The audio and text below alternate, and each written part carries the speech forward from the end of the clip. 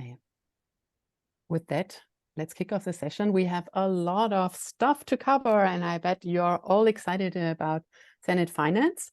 Before we kick off this session, agent-based simulation, no-code workshop with Carlos and Alejandro. Let me share two important updates for TE Academy students and community. We'll kick off NFT minting seasons, meaning any student who passed the TE Fundamentals exam is now eligible to mint NFT certificates for free, without any fees, and on-chain proof of knowledge that you'll be able to use in various contexts in the Web3 world, not only at TE Academy. And we'll kick off the free minting season #1 on September 29th. So this is Friday in a week. And we close it 2 weeks later. So you have 2 weeks to mint your NFT certificates for free. And all details you need, everything you need to know about this is available via this QR code. And I'll share the link also in a second in the chat. And additionally, we'll publish a new course, NFT-based reputation in Web3, to educate anyone who's interested in token engineering about how to build up own reputation in the Web3 world with proof of knowledge, for example, how to generally use NFTs in the context of reputation, and how to integrate reputation in Web3 incentive mechanisms. This is an online course. Again, it will be live on September 29th, then for longer, not only 2 weeks. And yeah, it's a great complementary course to the minting season. Again, it will provide you with all information you need to mint your own NFT certificates, and to use them, to share them, and also how you as a token engineer can integrate reputation and ID verification in the design of cryptoeconomic systems. All right. Let's see. Let's make sure we have all participants on board. No more in the waiting room. All right, looks good. Okay, that said, I stop here and hand over to Carlos and Alejandro from Cenit Finance. I think we should start with a brief introduction, and then let's kick it off. Thanks for being here today. Great. Thank you so much, Angela, for the invitation, and to everyone to be here and share together our tokenomics passion. So let us introduce ourselves. We are Cenit Finance. We're going to do in the presentation, Alejandro and myself, both co-founders of the company. And our main objective is our main objective is to create a workshop where you can understand why we use agent-based simulation, share with you the tools. Also, we are very eager to know about your feedback, your opinions. For any question that you have, you can drop it in the chat. Alex or Miguel or another co-founder can answer it asynchronously. And our main objective is to create robust and trustworthy token economies. So who we are, as Angela was mentioning, so we are a team of simulation engineers and data scientists from Kaggle Master to Kaggle Experts, and we came out into the space in order to help projects to have a more robust and trustworthy tokenomics. We know that there is a need for validating the token designs, and what we have built are different advanced analytical tools that are high customizable. We have some punchline support, and the idea is that we can help the industry and also sharing ideas with other professionals on how to improve all together. So for today's agenda, we will start with a quick introduction. So if there are students, so just for all to be in the same page. Later, we will talk about agent-based simulation, why it's important, why we use it in tokenomics. Third, we're going to see one of our dashboards overview, because our end goal is to create this understandable and easy to use UI for any project to improve and validate their token economies. I will make a quick no-code tool walkthrough. What are the elements that we're using in order to create tokenomics simulation from a no-code tool perspective? How do we do it from a spreadsheet? Alejandro will share with you a use case, and we're going to close with some final remarks. Okay, so let's get started. So we all, as our projects, and they're hearing a lot of times one questions. No, they are from investors and from their community, and one of these is the when token question, right? So there are moments where projects say, oh, wait, we're in the Web3 industry, we have to launch a token because people does it, right? So in this moment of projects, they start asking for help, looking for tokenomics things online, and this is where they start finding our blog posts or resources. But sometimes we need to do more evangelization about the tools that we're building and why they're important. Because I want to share you a story of a token in 3 stages, right? And we can frame it in 2021, let's say, you know? In the beginning, a project, they launch a token. They are extremely happy that they launched a token. They say, hey, we're the next unicorn. Thanks God we launched a token. We didn't need all this token stuff and that simulation techniques. Later, this project can enter a second stage where they say, well, we have some market correction. We are going to make it. We have strong fundamentals. We have a committed community. And later, after a few months, when incentive start kicking and people doesn't trust the token or the team, we go to stage 3. Okay, like it's like, well, what I'm doing, how I can improve, right? So, and I think that our objective as a community is that we do not create this kind of charts that are very regular, in order that also for any user that enter into Web3 in one of these stages, they will have a very bad user experience. Because we frame that tokenomics, well, it's a cornerstone in the industry, and it's something that we want to add on, right? Because most of the projects, they fail because maybe their tokenomics design didn't cover edge cases. Some of the times the incentivization with the token covers the lack of product market fit, and they start having some numbers.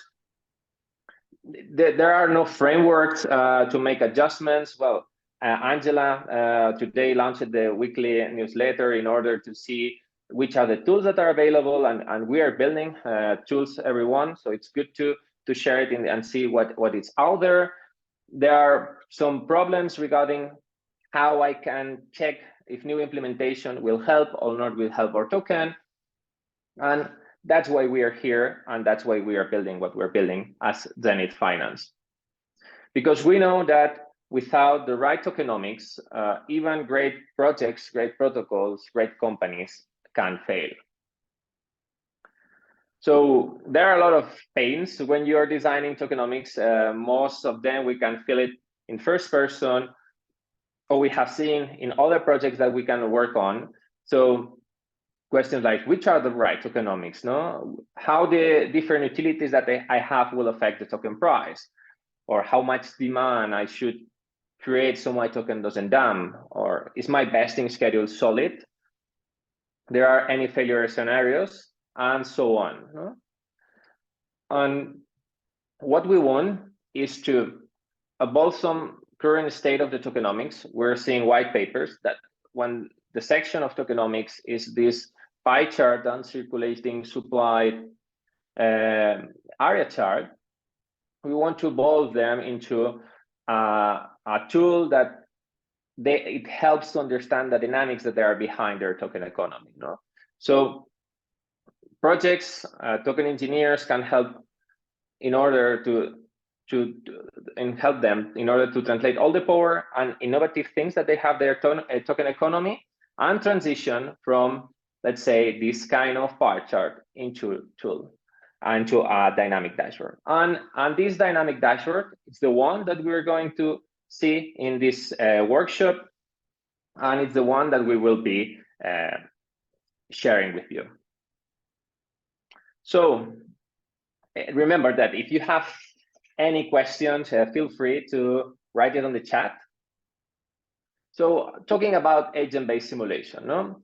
So when we are creating tokenomics, there is a first moment that we are thinking on the design, which are the different incentivization methods that will work for this economy, how we can kick the flywheel with some tokens, how can we can distribute the ownership of the project. So this is what happens in this design. There is a second moment, the model and simulation, that we ask ourselves, no? How robust is my design? And there is any point of failures? That are the questions that we were seeing before. And finally, when the token is launched, some projects need help regarding improving their token performance or their continuous monitoring. So what we are going to talk about, we're going to talk about model and simulation. And in this stage, we as a company, we are specializing in this simulation part regarding in the token design. So why agent-based simulation is a good idea, right? So why we took this path? So when we are going to validate a token economy or validate the tokenomics design, we're validating a very complex problem, no? Where there are components that depends in previous stages, in actions from another agents, right? And this methodology, it helps in order to create comprehensible, interpretable, and reliable results. If we think in agent-based simulations, the first word are agents, right? So if we think in a token perspective, these are the different users or the different entities that will interact with our protocol. It can be the investors that you have, it can be the users. In GameFi, it could be gamers, it can be liquidity providers, any person that interacts with your protocol. And second, we have behaviors, no? So each agent will have different behaviors.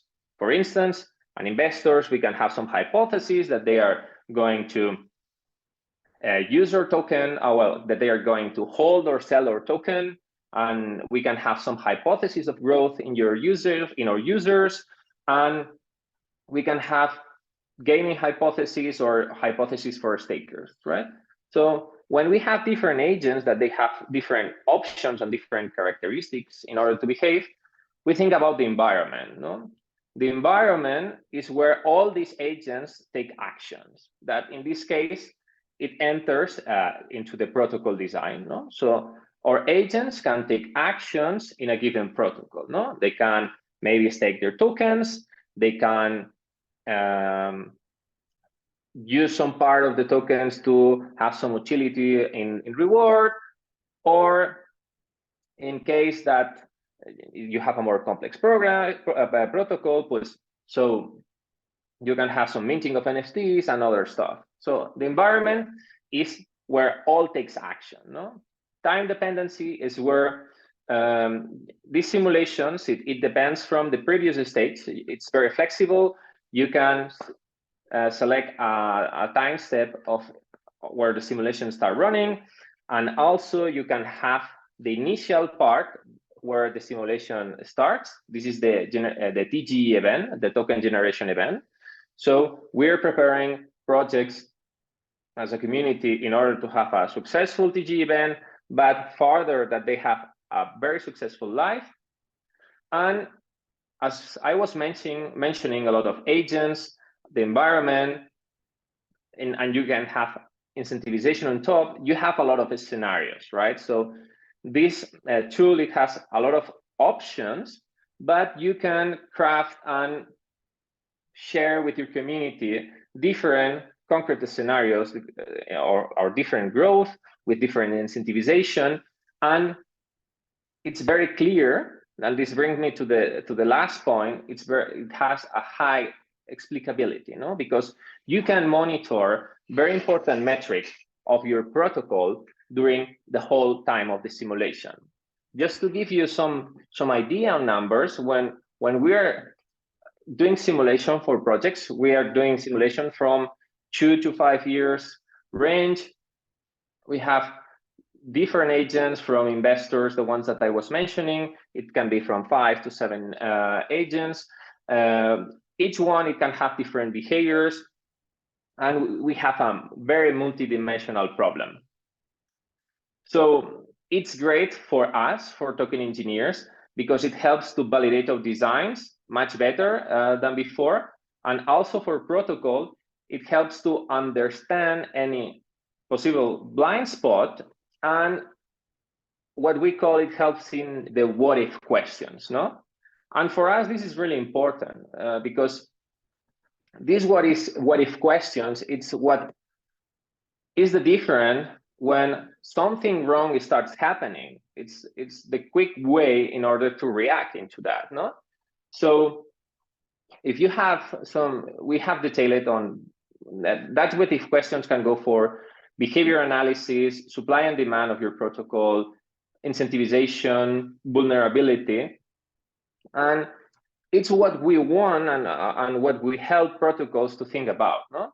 So how users will react to this change in the utility, or what happens if my growth doesn't match my business plan?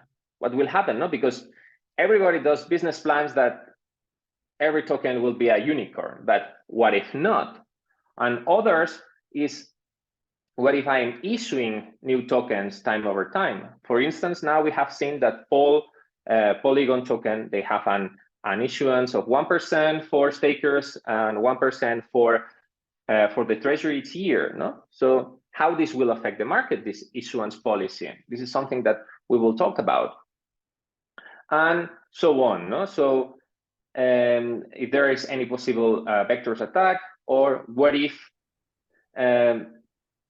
I change the reward for my user behavior, no? So we have a very flexible tool that it's very multidimensional. It can help you answer very important questions regarding your protocol behavior.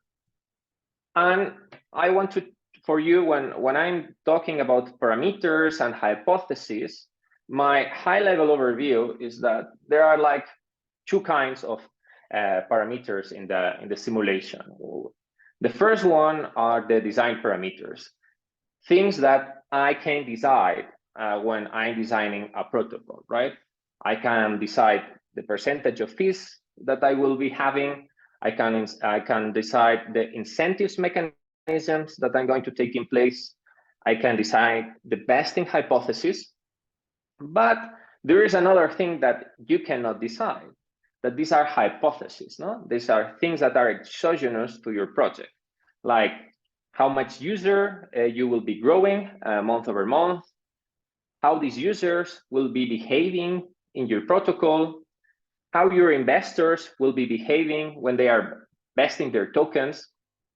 And these two are the main type of parameters that we are running our simulations, no? The main ones that, let's say, that we let users to change and play with it, no? So they can build their own scenarios. And yes, and this is the typical elements that we used to have before starting a simulation. We used to have the financial model, the token model, the diagram, no, the flow, some hypotheses of the different users. And wait 1 second. And what we want to add with this piece, no, is that first we start with a design. We translate this design into code and we validate it. This is the spreadsheet that we're using. This is scenario. This validation, it led us to some scenarios in a dashboard. We can create different scenarios, and if we see that there are scenarios that they have some problems, we can change our logic, we can improve our design. No? So this is the loop that we want to create for the different projects. Alice, would it be okay before we continue to pause for a tiny moment and just see if anyone in the audience has a question? Because you introduced a lot of very fundamental concepts. And, sure. Everyone, feel free to switch on your mic or raise your hands and let us know if you have any question. Maybe I have a tiny one. If you go to this overview that you showed last. This one? Yeah, this one. You say code, but this means either you adapt the spreadsheet or encode it in Python, right? We are not talking about smart contracts yet in this stage. Exactly. When we're here talking about code, it's how we translate these spreadsheets into Python code. That is the thing that's embedded behind the dashboard. So you can change parameters, you can change your hypothesis for your protocol, but you don't need any code knowledge. I see, makes sense. And Ravindra dropped a message in the chat. I read it out. Can this be applied for a new project that has just been launched? Yes, it can be applied because what we're seeing here, and I'm going to explain a bit more detail in the dashboard, it's the scenario builder. And the first scenario that it can be in the simulation, it's the current state on your simulation, and you can see how it can evolve afterwards. Awesome. We have more questions in the chat. RM asks, too many questions. Thank you. Yeah. How many times have you used these process? I'm missing the message. These process and tools so far. How many times have you used it? So tens of times for different projects, 10 to 20. Okay. And Lucia asks, can it also simulate dynamic supply? In that sense, what do you understand, Lucia, for dynamic supply? Yeah, Lucia, just switch on your mic. A supply that changed for different events, or maybe there could be like some factors, such as which reflect like demand of token, like how many users are engaging in the platform, and like this. Usually, we can use time-based vesting supply model, but I think more people would like to look for dynamic model too, to react to the change of demand of the token. So I just want to know like whether there's the type of Sure. So for one of our clients, we had a vesting schedule that is user-based, not time-based. It's based on different milestones of user in the platform it's something that you can simulate. So the issuance, it can be done by a time function, or it can be done by some milestones. Thank you. Thank you for your question. And we have more. I'll go over it. Maybe we take Tobias first, because you have raised your hand, Tobias. Yeah, so as an analogy, people often use graphs and diagrams in replacement of understanding what the graphs and diagrams actually show. And I'm interested in how this model is received from the protocols you consult for, if it's used as a replacement of actually understanding the implications of their tokenomics design, or if they use it as a base layer to assess the implications. Thank you. So most of the time we work with projects and protocols that they have designs in mind and they have some ideas, and we help on the validation part. No, we have different ways that protocols approach us. The first one, there are protocols that come with the investor and say, hey, we want this Porco company that is going to launch a token that need help on the validation. We have things on the product side, which could be an interesting design to kick off or flywheel as a product. And the other one, there are projects that came out from accelerating programs, or they are thinking on their Series A. And now we're seeing that investors, they are asking for more information regarding the token. So we create these dashboards with a login for investors in order that they can see how they have modeled and thought about their token economy. Did I answer your question, Tobias? Yes. Okay. Yeah, thank you. Okay, and there are still two more in the chat. Let's take them and then continue. Is it possible to see the raw source code generated in the first transition from tokenomic design to tokenomics validation? The way that we are, so that you can understand what's happening behind the scenes, it is with your input parameters. The raw code is something that is running behind the dashboard, and it's something that's currently not open. It's like our secret sauce for the simulation, let's say. Mm-hmm.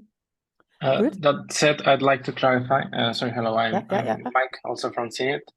I'd like to clarify that the full logic of what you're simulating, you do have access to that. It's just not code, it's just the mathematical formulas that you use, but you know at every step what is happening and why it is happening. And you have visibility on the various flows along the process, on all of the metrics, everything that is computed, you have access to. Mm-hmm. It's just that we don't really translate it into code, or code interprets the formulas that you use and executes them. So in a sense, those formulas that are like Excel syntax, very simple, that is your code for the simulation. All right, thanks for clarification, Miguel. And the final one in this round of questions, is this a downloadable tool or do you consulting only? How does this compare to TokenSpice and CatCat and how this is similar and different to those tools? So I answer number one question and you get the other two, you take the other two, Carlos.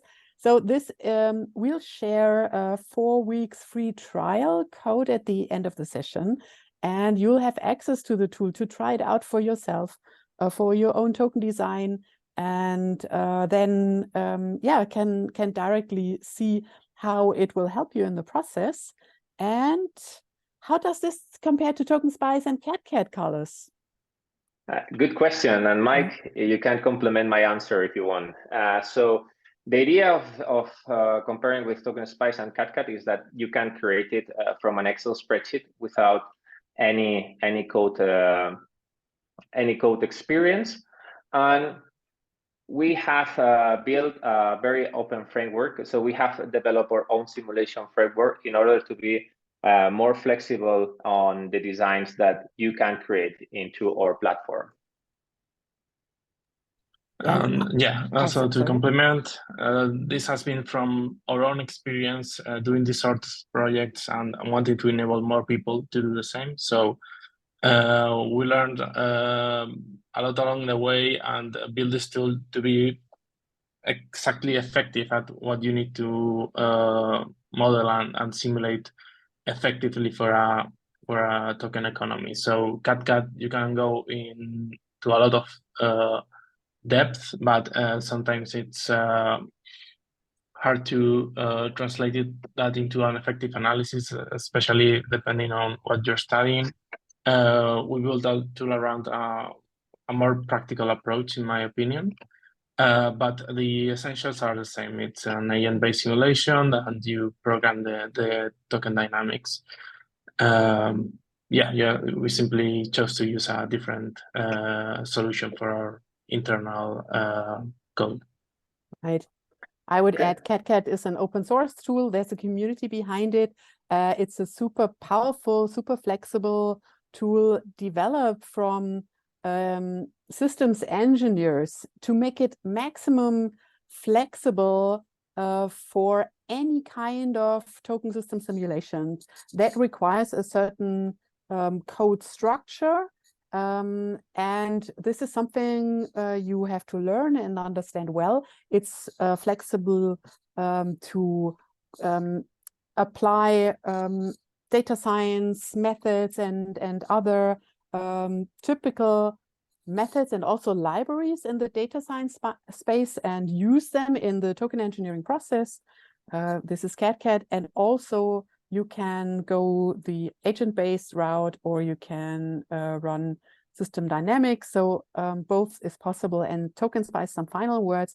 TokenSpice is an agent-based simulation approach that is again slightly different, and it has the benefit that you can directly integrate smart contract transactions in the simulation. So you don't have to build a digital twin of smart contracts. Instead, you can use Ethereum smart contracts directly, so to say, use the EVM to run your simulations. And that sometimes makes a difference when it comes to precision and also the speed of setting up your model.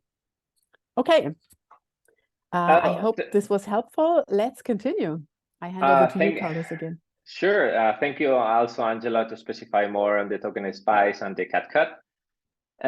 So now we're going to see how the end delivery of a dashboard. So you understand when with Mike, Miguel was saying that our practical approach of the no-code simulation tool that we're building. No, so the idea is that you can create any kind of tokenomics that you want to decide from an Excel spreadsheet.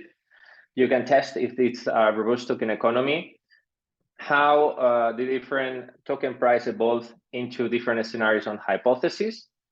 And to give you a quick overview before jumping into the dashboard, first of all, I want to say that this presentation and all the materials that you're going to see in the presentation will be freely available. So don't worry for that.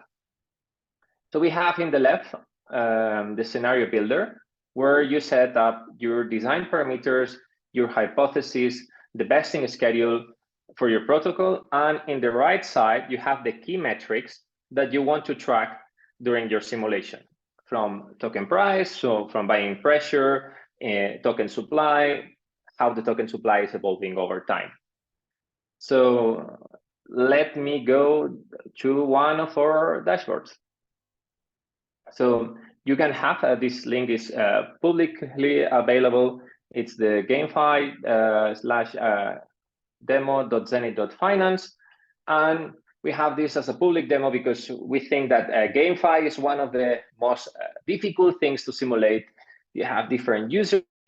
Maybe Angela have another opinion, happy to hear it, but it's very difficult. Nobody in this space have created a game that's fun to play, that have good tokenomics, and we're working on that, right? So what we have in the left side of the dashboard, so first of all, we have protocol growth hypothesis, which is the initial player count, 20,000, which is the player saturation that we will have, and how many months we will achieve that. In the second section, we have the different design parameters from which are the fees that are in the protocol, which are the gameplays characters, how many free NFTs we give per player, which is the burn ratio for the NFTs. Don't worry if you want to take a look into detail on this economy. We have a blog post. This is just for showcase you the dashboard. Also, we can have the vesting schedule and the TG price and the total token supply, and you can change which are the agents and that will be having vested tokens, which is their allocation, how the vesting will be, how long the vesting will be. Also, here we have some behavior hypotheses of how much each player will be spending in GameFi, well, in gaming in general, well, more in GameFi because we have workers in the P2E space. So we have fun seekers, people to come to play and to have fun, workers, people that want to extract these tokens to have some extra income, landlords that are people that are buying the tokens, and we have some hypotheses or token holding, no? So that's what we are having on the left side.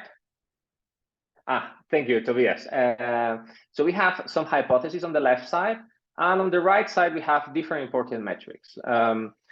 From token price, here we calculate what we call the organic token price. So the token price that came for the organic usage of the protocol. We think that the token price, it's the organic usage plus the speculation. And since we cannot model speculation, this is the organic token price. We have the KPIs snapshot, how the principal KPIs in each month of the simulation, user growth, player distribution, token vestings. We have market pressure, buying and selling pressure. So we have some gross hypotheses and some users buying on the token in order to play the game. So these are the blue ones. Here it's the area of the pressure that users will be creating by buying the token. We have in green, we have some hypotheses of holders selling the tokens. So this is the green part. And in red one, we have these workers that they're the P2E agent, how they are generating selling pressure. Because if you want some income, you will have to sell the tokens, no? And we have some other metrics on token supply distribution, etc., etc. The thing here is that you can change the different hypotheses that you can have from your protocol, and every graph reacts accordingly. No, from here, for instance, I changed the player saturation that we will reach 1 million players in 12 months. So it changed the token price. It changed the daily active users that this game will have. In this case, we're being optimistic, 1 million in total of users in the space. It will change also the buying and the selling pressure that it will have since we have more users. Or for instance, we can change the token holders vesting selling ratio. What does that mean is that which percentage of the tokens people will keep when they are vested, no? So we're seeing different charts, no? And when we are doing this analysis, and as you have seen, there are a lot of parameters. We have a sensitivity analysis in order to see which are the principal parameters that affect the most important KPIs, right? So in this case, in this case, so we have the player saturation have a very important weight, and also average daily spending for each user.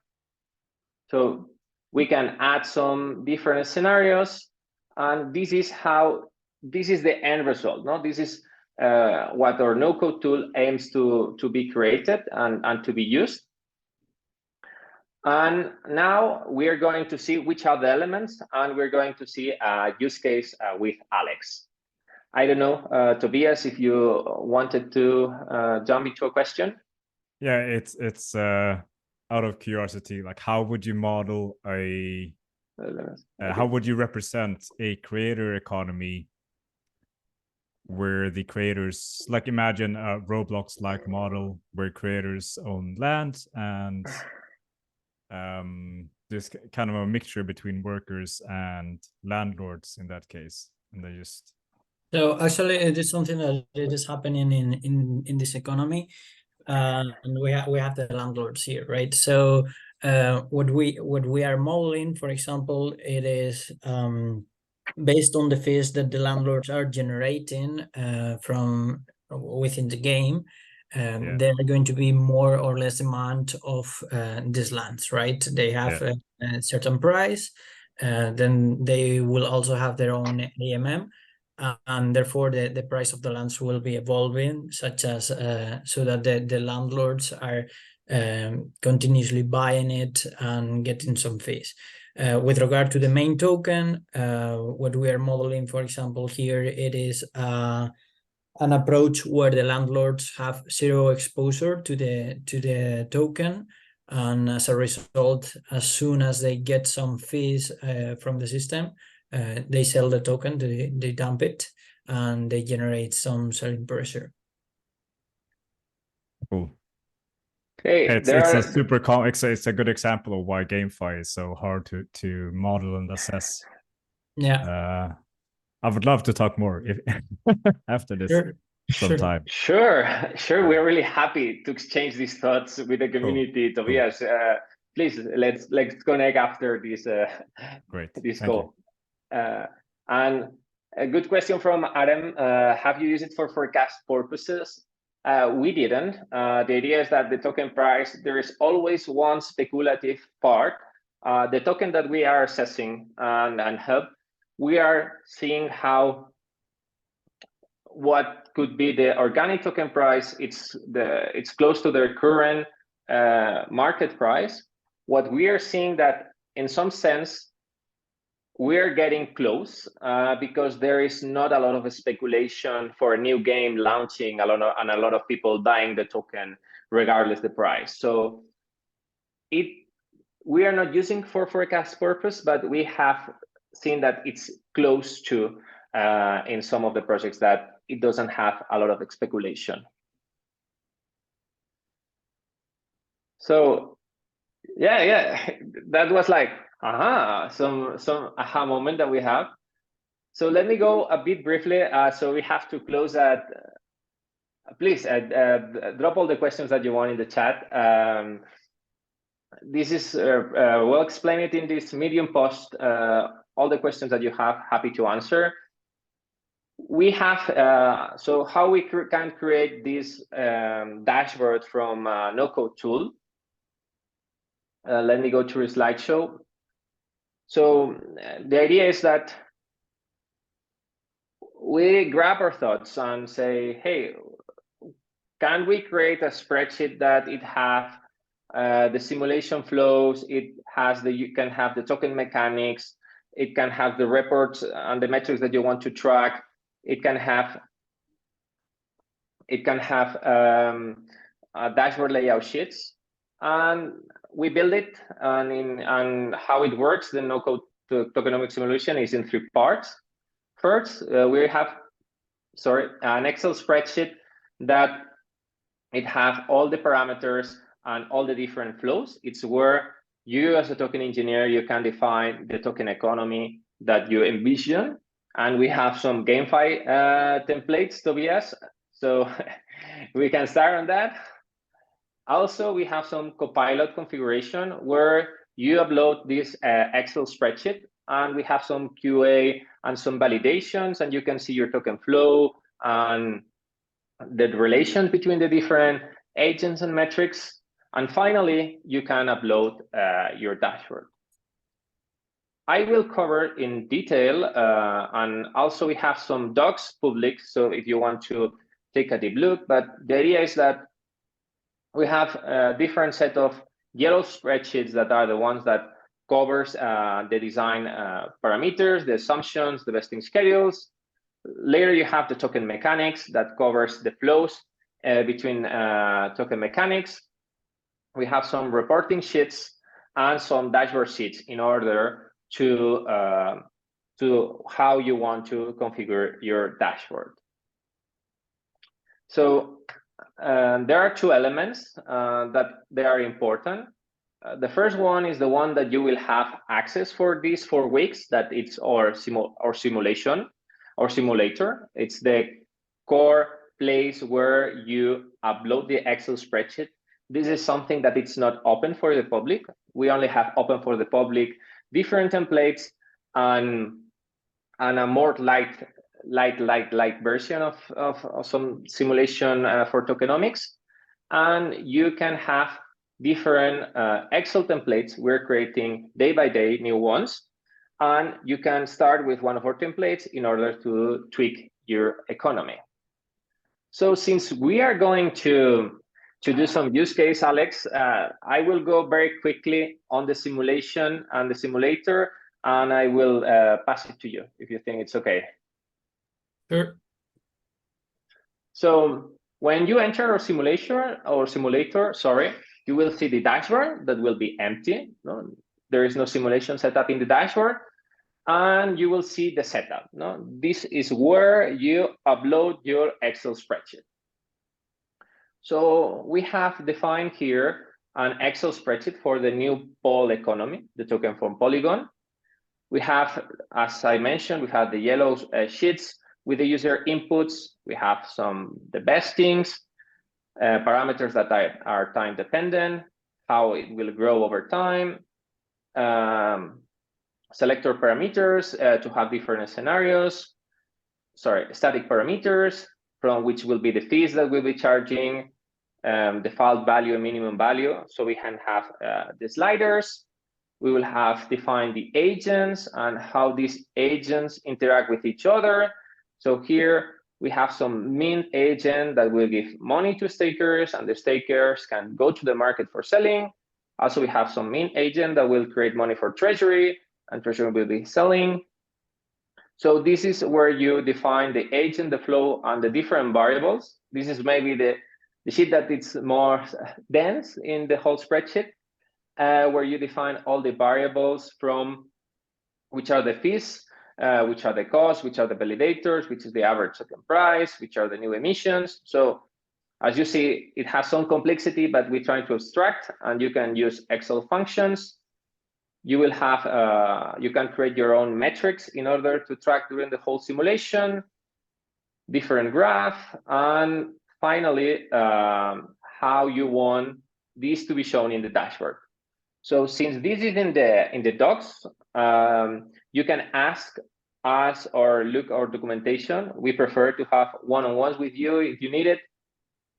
But the idea is, when you have one Excel spreadsheet ready, you can upload it into our simulator. And now the things behind the curtains are checking if everything is readable, if the fields are valid.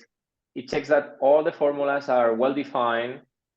It creates also a flow, a visual flow of how your economy is designed, and also all the interaction that happened during the simulation. Okay, this is a more nerdy stuff that I don't know if Alex will want to cover. And the third click, you can set up your own simulation, and you have a dashboard that is ready. Everyone can try different scenarios.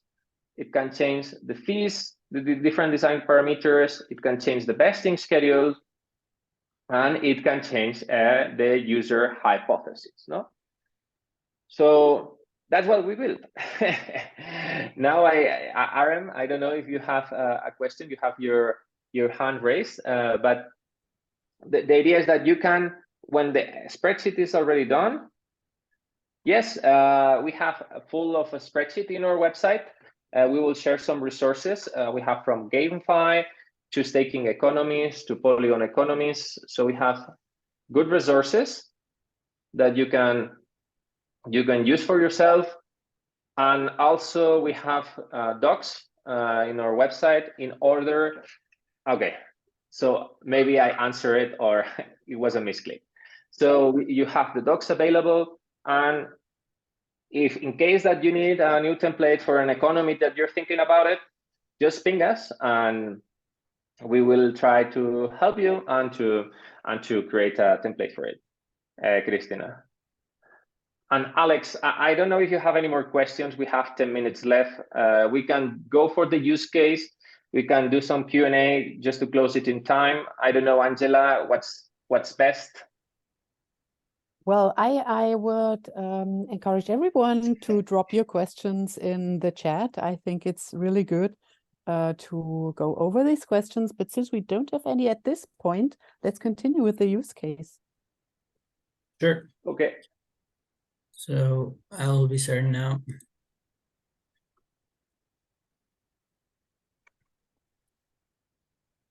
Cool. So as Carlos was mentioning, one of the templates that we have modeled, it is the Polygon, the new token proposal that they have, where they What they basically are proposing some extra minting of the token, that it is going to be sent to two main parts. One is the treasury. This is basically because the treasury has some costs, and they were saying that in order to run the whole Polygon infrastructure, not the nodes but the company or the project, they need between 50 and 100 million dollars every year. So this is one of the sources where the treasury is getting all the resources to cover the expenses. And another part that they want to generate new tokens, it is for their stakeholders, specifically for the ones that are doing some staking activities, in order to ensure, well, that the network is secure, right? So this has been a proposal that has been quite talked, and they were providing some white paper, but nobody knows really all the hypotheses that they were making and why most of them were made, right? So, for example, they were explaining that the token price was always between $5 and therefore everything was okay under those prices. But what if it doesn't, right? So what we have done, it is model the whole token economy. As you can see here, we have the minting part, all the stakeholders that can stake some tokens. They will get incentives from the emission, but then they also have extra incentives that might come from the treasury if needed. They will be selling all the tokens into the markets in order to have the minimum exposure possible only on the tokens that they are staking. And then we have also some liquidity. In this case, would be market makers providing liquidity into the market. We have seen, we see here that we have some holders that are not interacting with the system. This is basically because we are building an optimistic case scenario where the holders of the Polygon tokenomics are holding forever, or at least they are interchanging the tokens between each other in order to do some transactions or whatever. But on a net perspective, they are not generating selling pressure. That's why they don't have any interaction with anything else on the system. So one of the use cases that we can use our simulation engine for, it is to understand based on the demand that it is expected on the tokenomics, how everything is going to evolve. So here, for example, we are just seeing the hypothesis that Polygon is having for this white paper, and therefore what they are expecting from their business plan.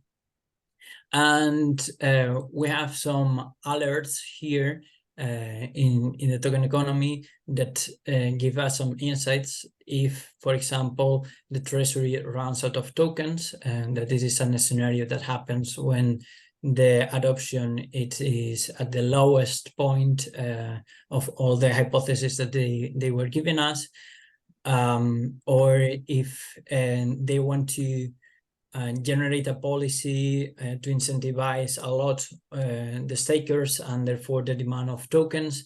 If they are giving further tokens to the users, we can be measuring in some of the graphs here how many US dollars they are supposed to be spending on this emission. So this is running.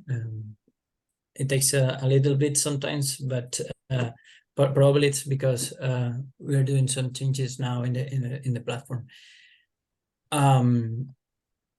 So now we have all the results, and for example, what we are seeing here, it is that all the selling pressure coming from the treasury or from those selling.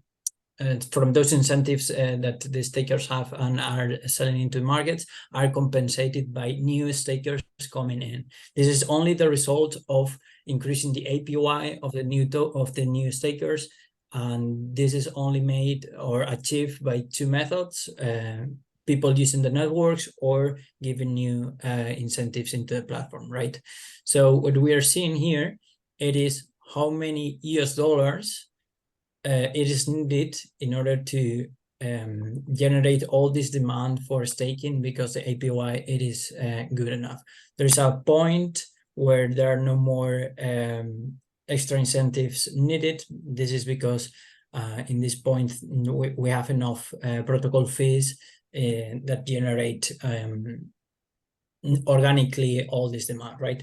So we're able to see if the token price, it is the one that the Polygon team was expecting. We're able to see if they are going to be able to do well with their treasury. If not, if they are doing extra incentives in order to artificially increase the price or the demand of the token, how much it will cost for them. And obviously you can create all of these alerts in the dashboard that it is quite easily to translate to anyone, right? I wanted also to show you how the configuration of the dashboard would look like. And I have prepared this same version that we have in the website with some bugs in our code, because when you're creating all the simulations, lots of times you're just thinking from your mind, well, or writing everything down on paper, but at the time of generating the variables needed to model it, it is hard to do it from scratch without any mistakes, right? So we have this copilot that Carlos was mentioning, and I have prepared some mistakes, some bugs, and we can see how they are shown by this copilot, and you are able to rearrange all your templates with ease, right? So for example, here, what we are seeing in the section of vesting, not all the allocation, it is fulfilled. This is sorry, I have this part of, yeah, this is because the sum is not 100%, and this is a mistake. So we should just put the proper numbers of the agents. And once you have covered any of the mistakes, you just need to update the spreadsheet, and the error that was shown at the very beginning will fade, right? Now we have some other errors, as for example, in the variables, we have some syntax errors that we just need to look at them where they are. So we would go here, copy the formula, and look for it in the paper. And since I don't have a lot of time, I won't get into too much detail, but basically they tell you here how to fix some of the suffixes in the formulas, right? So you can just rearrange everything and test your spreadsheet with ease in order to know what to change, and therefore building with more ease all the simulation, right? So once you have most of your checks done, you're able to check visually if everything makes sense. This is the dashboard. This is the graph that we have seen a couple of times. Give me 1 second until it loads. But here you want to make sure that every single interaction is happening as you expect it. And then as last check, we have some variable dependencies where we look for circular dependencies between each other, right? So this is if in a time step, there is one variable that is dependent on a previous one, and on a previous one, and on a previous one, and at the end, we have a circle, and therefore the simulation cannot be computed. So here it is shown. Most of the time, what you need to do in order to solve this, it is to inform what it is happening in the simulation with the past values of each of our main assets. So for example, here, what we should be doing, it is informing that in the simulation that what we want to introduce as a dependent variables, it is the previous time step total tokens for stakers and not for these ones. Okay, so if I go here, this is a bit harder to identify as the other ones, but with some time and dedication, you're able to find out quite easily as well. So once you have Alejandro, we Yeah. are just wanted to mention we are on top of the hour. Yeah. So I'm already done. Actually, now you won't have any more dependency, any more mistakes. Sorry, any more bugs, and you're able to, as Carlos was showing you before, send it to the dashboard live, and have all the simulation ready for all your community to test it and validate it. Awesome, and thank you for sharing, Alejandro. I think now everybody is keen to see how to try it out for yourself. So let's make sure we share the access code so I can maybe Perfect. I share my slide. Okay, you will share it. Perfect. Okay, give me a moment. So as we told you, you'll have access to the 4 weeks free trial without any fees attached. There's a certain code you should use. So here's the QR code. Again, I hope it's visible on screen for your access form, and then make sure to enter TE Tokenomics Cenit at the form, and then Carlos and team will get back to you and you will have access. So we also can share this in the chat again. And again, we'll publish the recording of this call on our YouTube channel and let you know via Twitter and in our next TE Weekly Reads, so that you won't miss it. Okay, any final notes here? Carlos. So, first of all, thank you so much, everyone, for attending. We would love to connect with everyone to see how we can improve the space together. We have great questions, and I think this is the beginning of a great collaboration between each other. And we are more than welcome to improve our platform, to learn from each other, and continue building better tokenomics together. All right. A deadline to claim the free access. So I guess it's minimum for the next 4 weeks, right? Yes, the minimum is for the next 4 weeks.